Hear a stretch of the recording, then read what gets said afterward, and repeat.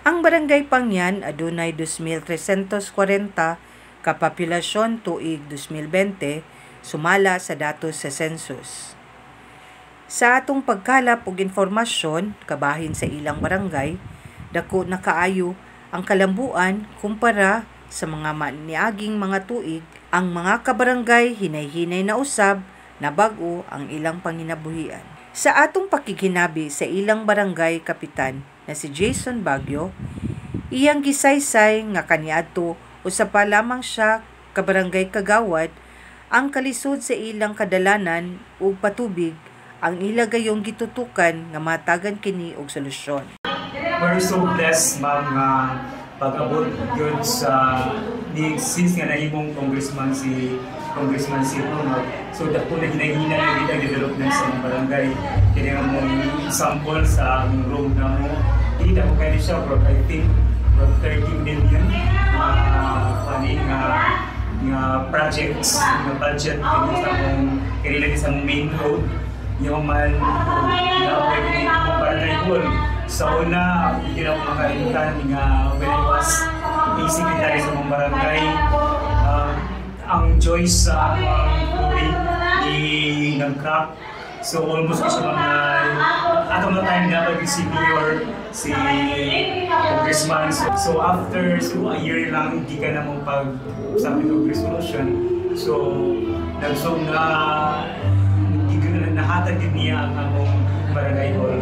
So although dili man siya ingon nga kuan ka ng bagay kining bigla, pero at least nagit siya assurance niyo ba ang kredibilidad sa ating mga mag-agribigas senior din ni. So actually ang kining mga proyekto yun nga nihatag sa ni Congressman Gabriel Ingrid example katong i-mention a while ago katong sa pag-transport sa ilang mga sila mga proyekto nila sa farm. So, easy lang kayo. Basta ang transportation period niya is dadali na lang tungkol kay flow sa dagan sa buwan is kanang dili-dili yung buwan nga madilig pa kayo tungkol sa kaguba. Process nga na ito nga proyekto sa siya. Tungod sa mga proyekto, sama na lamang sa road concreting, flood wall, water system, ug mga bag-ong school buildings, nahimong progresibo ang maong barangay. Gibutyag usab ni Kagawad Edwin Agbon tungod sa ilang pagpaningkamot nahatagan gayud og tubag ang dugay na nilang ginahandom.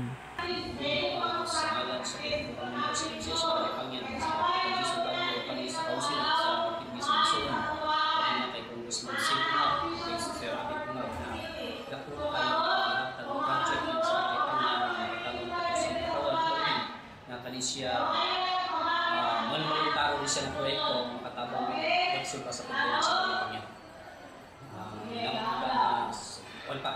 Daghan pang proyekto mabot sa tuwa din sa Mortis Barangay aron pagpagid ng mga kabalumi nga gamay na lang ang proyekto niya inauto ng mga Dako ang kalipay ni Kapitan Jason Baguio ug Kagawad Edwin Agbon sa mag-igsuong Congressman Isidro Ungab o Konsehal Alberto Ungab tungod sa kanunayong suporta sa ilang barangay. Sa katapusan, dako kaayog kausaban ug kabaguhan ang barangay Pangyan tungod sa pagpaningkamot sa ilang mga opisyales ug tinud-anay nga serbisyo aron magpadayon ang kalambuan sa barangay Pangyan. Gikan sa kalisod hangtod sa karuhay, mao kana ang nasinati sa mga lumulupyo sa Barangay Pangyan, Kalinan District, ning Dakbayan sa Davao. So salamat din kayo sa Kokunga Brothers for sa mga proyekto nga ilan sa mga barangay.